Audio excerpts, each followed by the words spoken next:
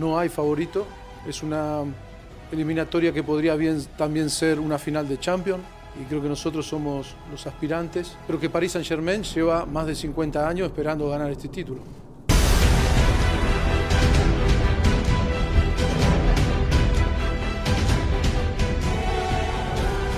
Et bienvenue dans la quotidienne, j'espère que vous êtes en forme les amis, ça y est, on y est. Ce soir, le Paris Saint-Germain accueille le Real Madrid au Parc des Princes, c'est le grand retour de la Ligue des Champions, avec un objectif, mettre fin à 50 ans d'attente. C'est Mauricio Pochettino qui nous a dit ça hier en conf, mais pour ça, il faudra la gagner, la Ligue des Champions, et pas seulement battre le Real Madrid.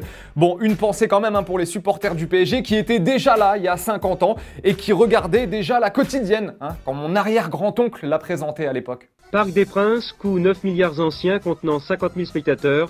C'est avec le stade olympique de Munich, l'arène sportive la plus moderne d'Europe. Bon, sinon vous l'avez vu, Mauricio Pochettino, donc le coach du PSG, était présent en conférence de presse, tout comme Marquinhos, le capitaine, et comme chaque saison avant les huitièmes de finale de Ligue des Champions, on a eu la fameuse question.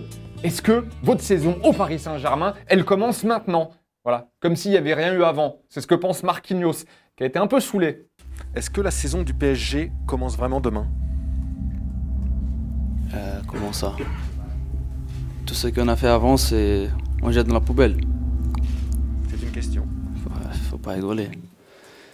Bon, sinon, on vous en parlait aussi hier avant ce match. On vous demandait si Pochettino devait titulariser Neymar. Le Kouz nous dit, perso, je ne le titulariserai pas, même si physiquement il est à 100%. Il n'a pas joué depuis 3 mois. Voilà, il est en manque de rythme. Il faut le faire rentrer pour 30 minutes maximum. Adrien nous dit, pour Ney, ça dépend de la tournure du match. Si Paris prend 2-0 à la mi-temps, évidemment, il faut le faire rentrer. Mais si tout va bien, eh ben, on peut le faire rentrer vers l'heure de jeu. Hier, on vous demandait ça, donc. Et la même question a été posé à Marquinhos en conférence de presse. Mais le Brésilien, quand il est un peu gêné par une question, il passe la balle à son coach. Comme va Neymar, aujourd'hui on a vu qu'il était très content, très haut niveau et tout. C'est des bonnes questions, mais je laisse les questions pour le monsieur qui est à côté de moi. Les deux questions. C'est des bonnes... Je vais répondre. Mais il faut que je rigole d'abord. Bon, vu que c'est un grand professionnel quand même, Marquinhos, il se défile pas. Il a répondu à la question ensuite. Même s'il n'a pas des matchs dans ses jambes, je pense que si on le voit Neymar sur le terrain demain, il va se donner à fond à 100%. C'est le coach qui va décider s'il sera sur le banc, s'il va jouer, je ne sais pas comment ça va être. Et justement, en parlant de Neymar ou pas, les petites compos probables. C'est parti pour le match de ce soir. Donnarumma qui tient la corde dans le but, pas de surprise en défense centrale avec Marquinhos et Kimpembe. Au milieu, Paredes, Verratti, Danilo devrait jouer. On ne nous annonce pas Neymar titulaire, en tout cas devant. Mbappé, Messi et Di Maria sont bien là en revanche. Et du côté du Real, l'information principale, c'est que dans les compos probables, on retrouve souvent Karim Benzema, voilà, qui pourrait être associé à Vinicius et à Asensio devant.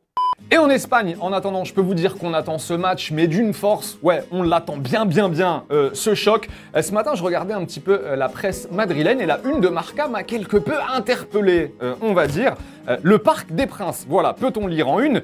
Mais c'est la photo, Mbappé et Vinicius en panique dans un manège, voilà, sûrement un rapport avec le parc, un parc d'attractions, voilà. Et As, que nous dit As? Pareil, le Parc des Princes, mais avec une créa un petit peu plus sobre, voilà, une petite créa à la Clément, je préfère celle-ci. Alors ils auraient pu mettre Benzema en une de la presse, nos amis madrilènes, mais comme ils sont pas sûrs à 100% qu'il débute, l'attaquant français, ils n'ont pas pris le risque. Il y en a, en revanche, en Espagne, qui sont sûrs qu'il va débuter. Ce sont nos potos du Chiringuito, et hier, El Grande Edu Aguirre, vous savez, célèbre journaliste de l'émission, était à Paris pour nous offrir un scoop. Voilà, alors déjà on a beaucoup aimé la manière dont son intervention en direct dans l'émission a commencé. C'est toujours très stylé, toujours belle mise en scène. Vamos a Edu Aguirre. Ahí está. Et après l'entrée pleine de style et de flow, Edu Aguirre nous a lâché son petit scoop. La decisión final de Carlo Ancelotti es que Benzema sea titular mañana contra el Paris Saint-Germain. Muy bien. Magnífico. Bien, Edu, buena información. Voilà, selon nos potos du Chiringuito, il sera bien donc titulaire ce soir, Karim Benzema. Et justement, lui aussi, il était en conf avant ce match, le Français, hier. Et on lui a demandé comment il se sentait. Être à 100%, pour moi, le plus important, c'est dans la tête. Je suis à 100%. Comme je l'ai dit juste avant, il faut que j'ai des sensations sur le terrain. Il y a un bon entraînement aujourd'hui, donc je vais prendre mes marques, mes sensations sur le terrain et après, on va décider pour le match de demain. Bon, en tout cas, Edu Aguirre, pour sortir l'info Benzema, il a bossé, oui, parce qu'il a aussi posé une question en conférence de presse, le journaliste du Chiringuito, à Karim Benzema. Et regardez la tête de Benzema quand il pose la question. Soy Edu Aguirre del Chiringuito. Hay una norma no escrita que dice que el que habla en la rueda de prensa previa al partido suele jugar el partido. Por lo tanto, yo creo que hay muchos madridistas que se han alegrado simplemente viéndote. Et deuxième question, El Futuro. Oui, parce que vous le savez, Benzema, ce soir, il va peut-être croiser l'un de ses futurs coéquipiers. Futur, hein, on dit bien, Kylian Mbappé. Et vous savez qu'au Chiringuito, il y a Zidane, Ronaldo, Pelé, Maradona, bref, tout le monde. Et là, Kylian Mbappé. Jugar contra un amigo tuyo, Kylian Mbappé, y el que dicen que puede ser futuro compañero tuyo. No, es claro que jugar contra Kylian es especial porque jugamos en selección juntos y como todos saben que un día puede llegar en Madrid, es jugar este partido y ganar. Amigos, es para después. Bon, et un dernier mot avec Carlo Ancelotti, hein, parce qu'il a parlé en français avant ce match.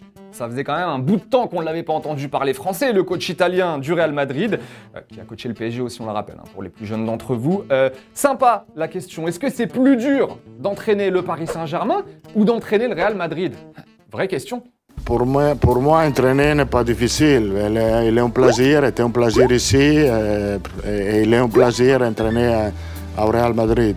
Et plus le club est grand, plus plaisir je tiens.